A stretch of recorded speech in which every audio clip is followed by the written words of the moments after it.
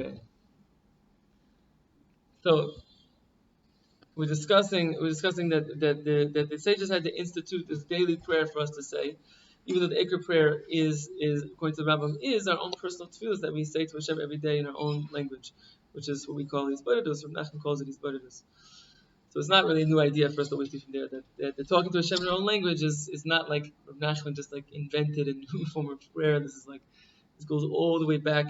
It doesn't just go back to the Rambam, because the Rambam's talking about before the sages even instituted the idea of Hisbodedut, the idea of the prescribed prayers. So this goes all the way back, and so.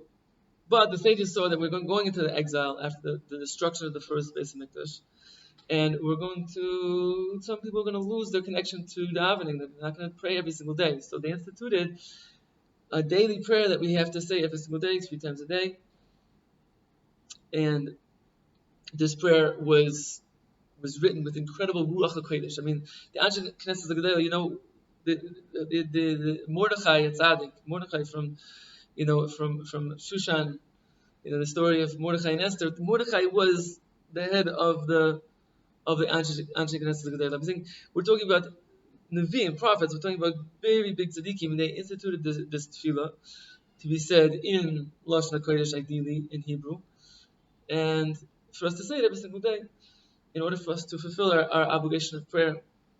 And so basically, these prayers are extremely important for us because it's like, if somebody gave you a perfect script of how to talk to the king of the universe, and say, this is exactly what you're supposed to say in order to get.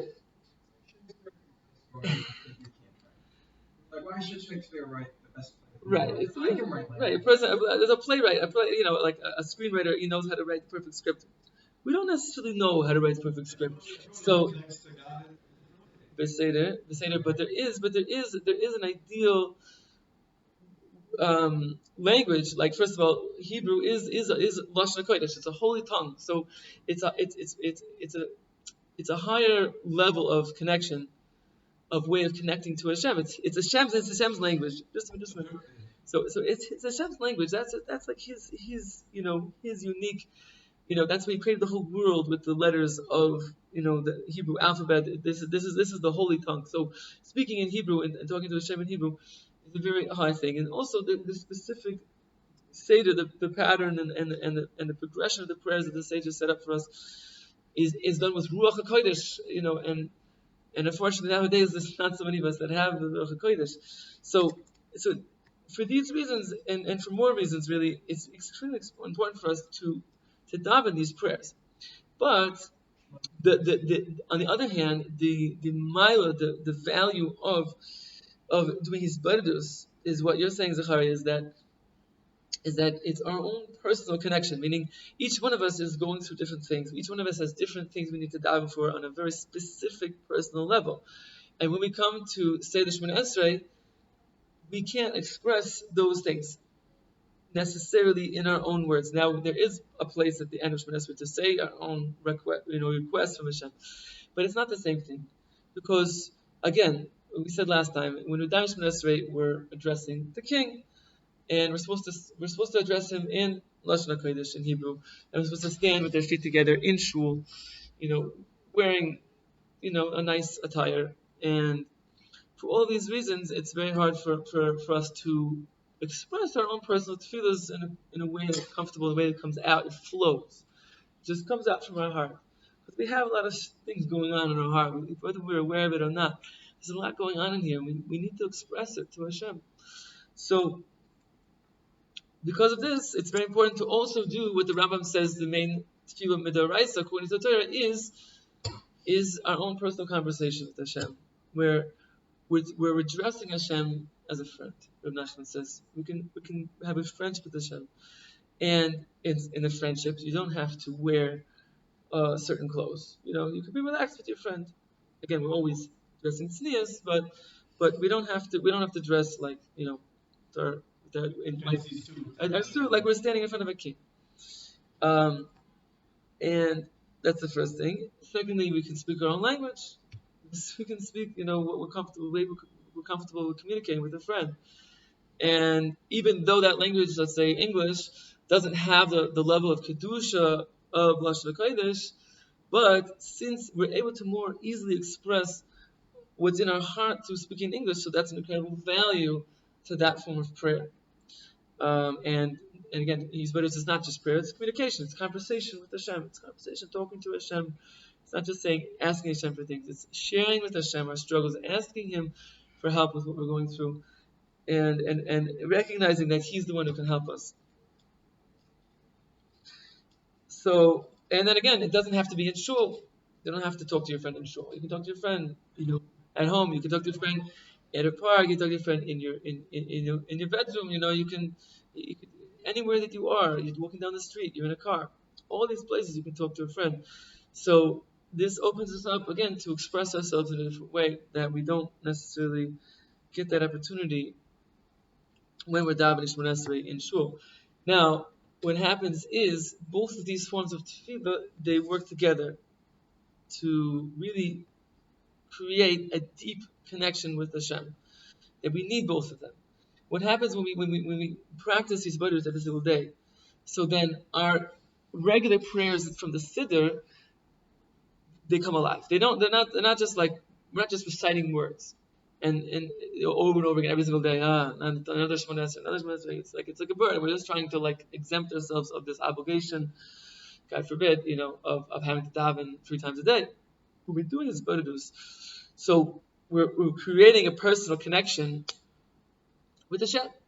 Hashem is not just, some faraway king who's doesn't have anything to do with our personal lives. No, He's a part of our everyday life. And then when we come to daven Shemona Esrei, we come to talk to Hashem, even though we're reading from a script, we're able to relate to those tefillahs in a personal way. You understand? This is the main reason why most of us don't connect to davening. Rabbi Nachman says we need to find ourselves in the prayers of the sages. We have to find our own story. Meaning, when we're davening Hashem, we say, "Atachlin in the Adam das." So Hashem, you give a person knowledge and awareness. Bless us with a little bit of das. So we can relate to that right now my mind is so distracted, I'm worried about this, and I'm thinking about this, and then, when am I going to have to breakfast already? Whatever's going on in our head that's distracting us, which each person has a different script that's going on in their brain that's, where their mind is not really there. So all of a sudden, by doing this Breslov and creating this personal relationship with Hashem, so then we come to daven, say this bracha about das and awareness. So then we're able to relate to what we're going through. All of a sudden, this bracha is incredibly meaningful to me. It's not just reciting some script that I have to say every day just to be just to get rid of my obligation. No, this is my own personal tefillah. This is speaking about me. Hashivenu Hashem Alecha. Hashem, bring us back to the tshuva. That's the second bracha in Shemona Esrei. Each one of us we relate to a specific, place where we know we really need to do tshuva, etc., etc. We can go through the entire Shemona Esrei. We can find ourselves in the tefillah. Same thing with Pesukei Zimra. Same thing with Kriyas Shema. Every single aspect. When we say Kriyas Shema, what are we saying? We're closing our eyes. We're unifying Hashem's name. So on the outside, okay, so I know that Hashem is one in the whole world, but what does that have to do with me? So we have to make it relate to us. When it was to say, Hashem, I'm going, in our mind, when we're saying Kriyas Shema, we say Hashem Echad, we're saying, I'm going through all these difficult struggles in my life, and I don't know how to deal with it, and it's very, very, it's an incredible burden for me. How do I carry all of this? What am I supposed to do? And we close our eyes and we say Hashem Echad, that we recognize that all these personal things that are specific things that are happening to us in our lives, Hashem Echad, it's all one, it's all coming from Hashem, it's all toiv, it's all good, even if we can't see it, can't understand it. All of a sudden, saying Kriyas Shema is a very personal thing. It's my life. I'm saying Hashem is Echad in my life, not just in the world in general. This is what doing Hisbodedut does to help us connect to the prescribed prayers. And again, as we said before, the sages with their incredible wisdom saw that if they didn't make an obligation for prayer, so then we might fall away from it altogether. So therefore, obviously, It's very important for us to daven 3 times a day, and it also enhances our Hisbodedut, because when we address Hashem as a king, it creates a certain awe in our heart. You know, if we're just talking to Hashem as a friend, so again, we are always being respectful. It's a very, clear boundaries. Just like you would be respectful with a good friend, you would never be insult them and never chas v'shalom, never do anything disrespectful. So that when we're talking to Hashem as a friend, we have to be respectful. But at the same time, you're not like in awe of your friend. That's the whole point. The point of these Buddhas is that you're not in awe. You're on, so to speak, the same level. So you can really relate to him on your level. Right? The person goes to a therapist. If they were in awe of their therapist, it's not going to help them. The therapy is not going to be useful, because they're going to be like it's like if they're going to a gadol ador, as their therapist, they're not going to tell the gadol ador what, their real deepest secrets and struggles, and it's not going to come out like that. They might be able to say, I'm struggling with my marriage, with my master, not to say, basic ideas, but to really go deep, it's not going to happen if you're in awe. So that's why it's important these Buddhas. But on the other hand, when this awe of Hashem is also an important aspect of our relationship with HaKadosh Baruch Hu. That we need to have this certain awe. Like Hashem is so great. He created all these worlds. We say to the Zimra, and we dive in Kriya Shema, and we discuss. We praise Hashem for all of the creation, and not just the physical creation, but all the spiritual creation, all the angels and all the different worlds that He creates in our heart. This incredible awe of Hashem that inspires us to serve Him. So this is why we need both of these aspects of tefillah. They complement each other. That's kind of a summary of what we discussed last time. Now we're going to read further. So Rabbi Nachman says, "V'yizar me'oy v'hagel atzmoi nahasmi b'zei yidei yoyim v'yoyim shah miyuchedes kanal." So Rabbi Nachman says that we should be very careful to accustom ourselves to do this practice of these Buddhas every single day. And the rest of the day you have to be happy. Right? So 23 hours happiness, 1 hour Buddhas. And Nachman says, the previous Torah in the Quran says, we have to be happy all the time. So now we know that the Talmud over there is really 23 hours a day. And the 1 hour day is his Buddhas. So it's very important for us to understand the relationship between these two things. The Simcha and the Hisbodedut, which again is not depression, it's not the opposite, chas v'shalom. God forbid, it's not, we're supposed to be depressed. But it's like a time of introspection. Meaning, you could sing and dance during Hisbodedut. If you feel like you need to break yourself out of your depression, then maybe that's the first thing you should do. Meaning that Rabbi Nachman is saying over here, a prerequisite to Hisbodedut is that we're happy. If we're not happy, then we should be using Hisbodedut to make ourselves happy. Once we're happy, then we can use this time for introspection. That's a mistake a lot of people make. The person's really depressed, and he goes to these Hisbodedut, and he tries to examine his life and see where he can improve, and it's just going to make him more depressed. It's going to destroy him even more.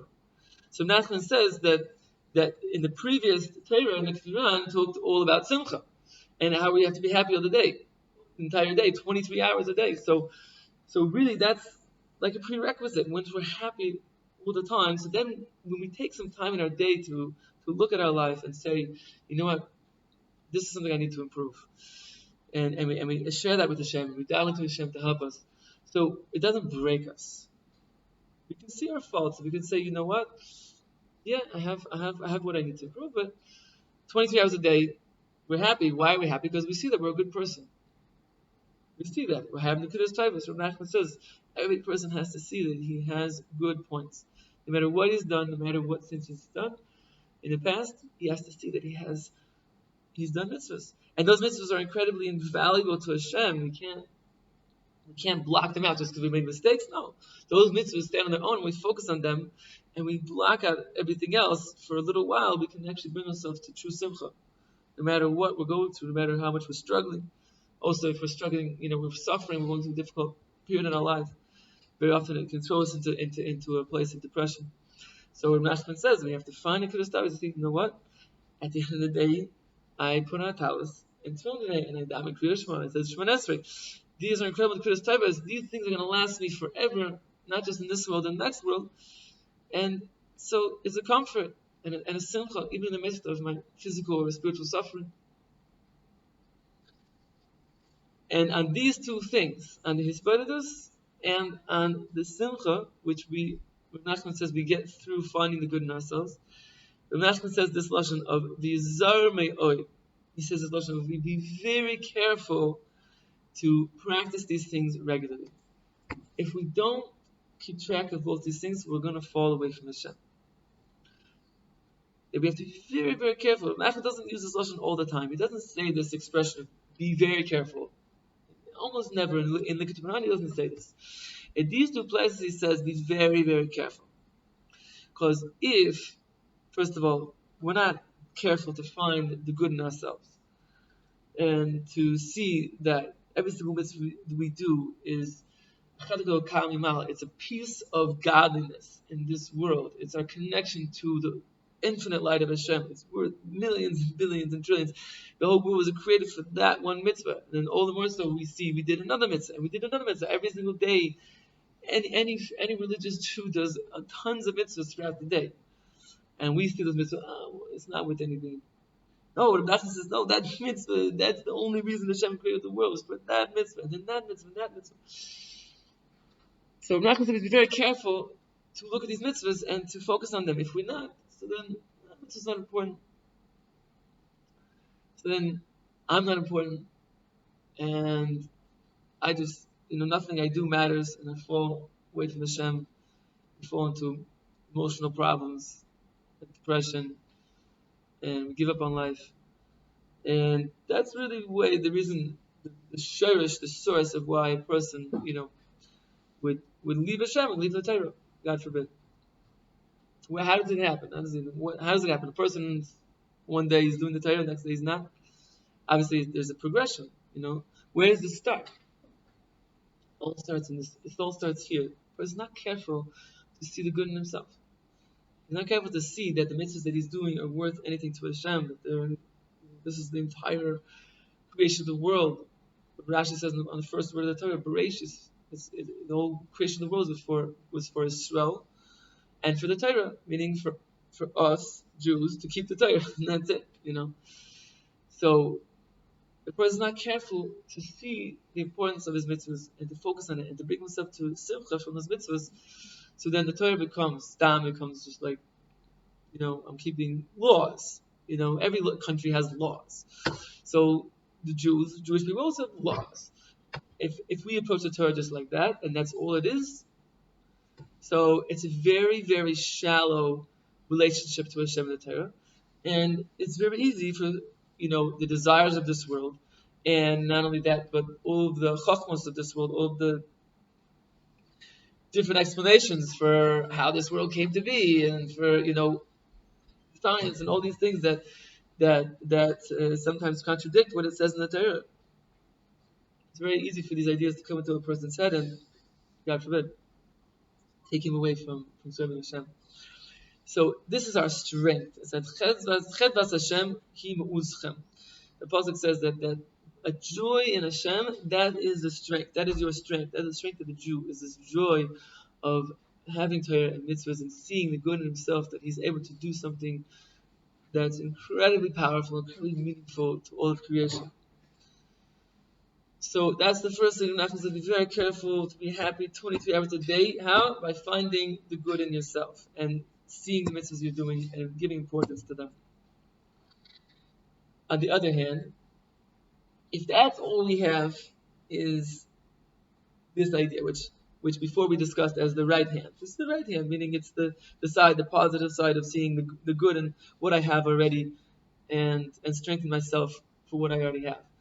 So if that's all we have, so a person becomes complacent, and they might never really improve. They see everything's great, everything's fine. There's nothing to change. And at the end of the day, we know that if we want to go closer to Hashem, we want to grow in our connection to Hashem through Torah and mitzvahs and davening, and especially in tefillah, we want to come to a higher level of connection and closer relationship with Kodesh Baruch Hu in our tefillah. So that's why it's very important to have this hour of Hisbodedut.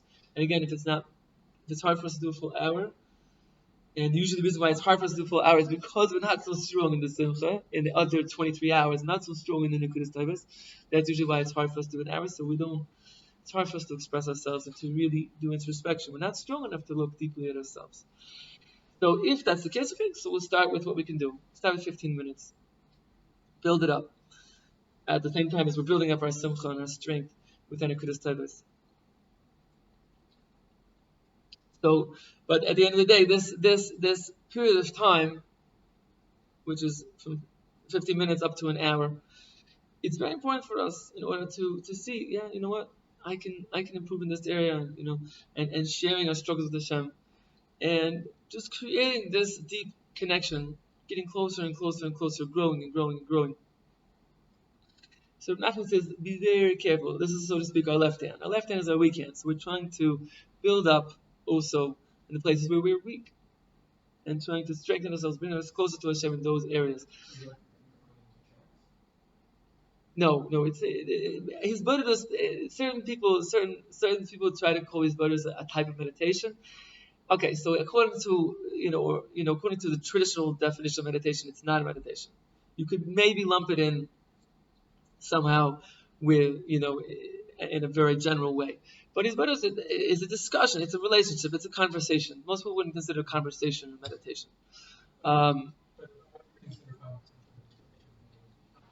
Yeah. Yeah. It's you wouldn't want to go into a trance. You want, yeah, doing a mamish like we're talking right now. You're speaking out loud to Hashem. Exactly. It's like exactly. It's so to speak. I know. It feels uncomfortable because you're not used to it, but this is one of the main aids in these brothers is you just start doing it. Don't stop and think. Don't think, who am I talking to? Is he listening to me?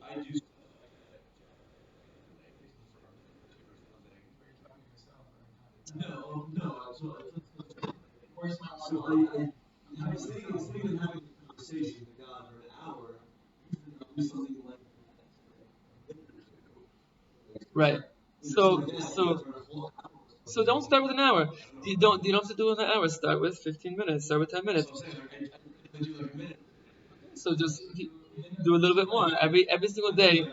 But the point is that you get more comfortable with it.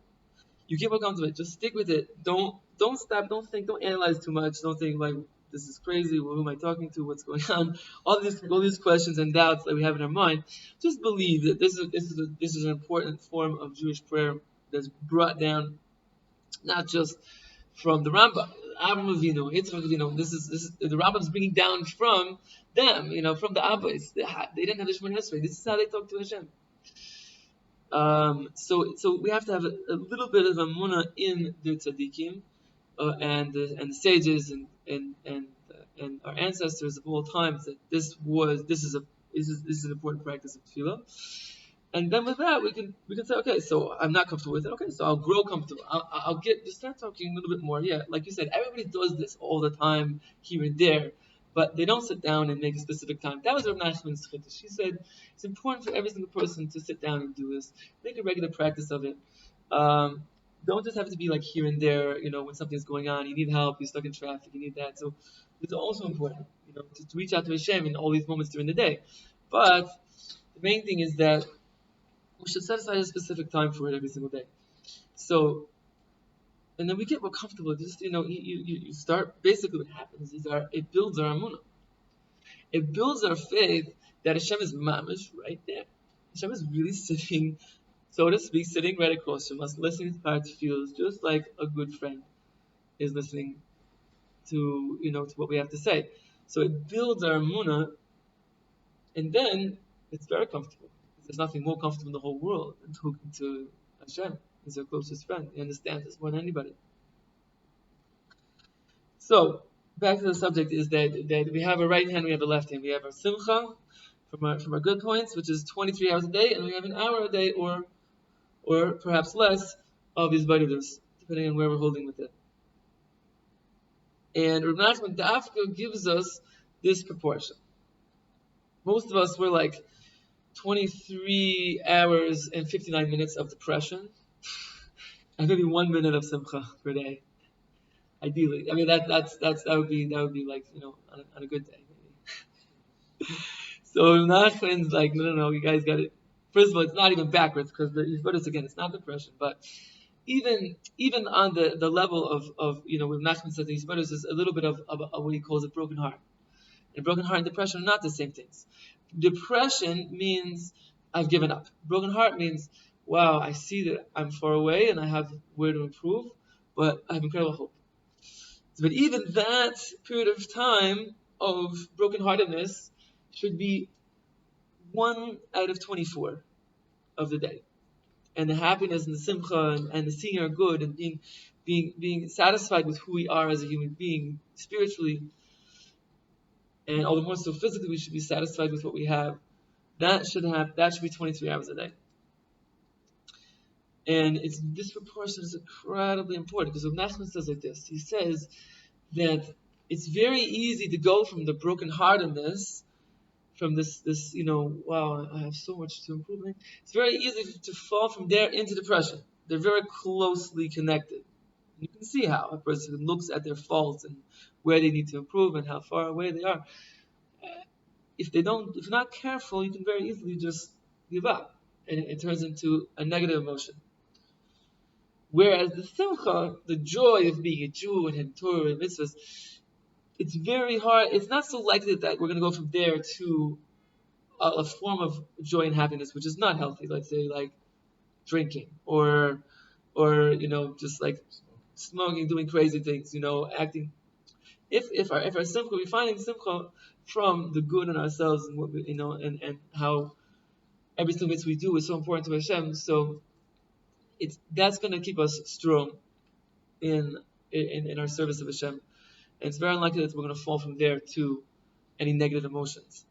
Whereas the brokenheartedness is kind of close to some more negative, dark places. So we have to be very careful with it and do it at specific times of the day. But like we said, it's very important to have this aspect of tefillah, because without it,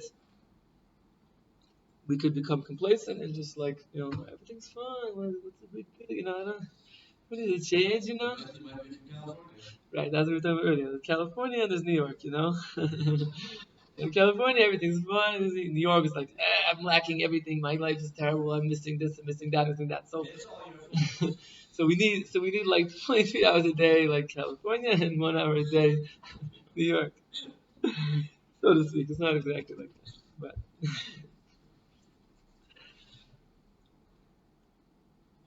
Okay, we'll stop here for today. Hashem should bless us to have a strong right hand, a strong left hand, and to be able to strong and learn to put his tavis are good points.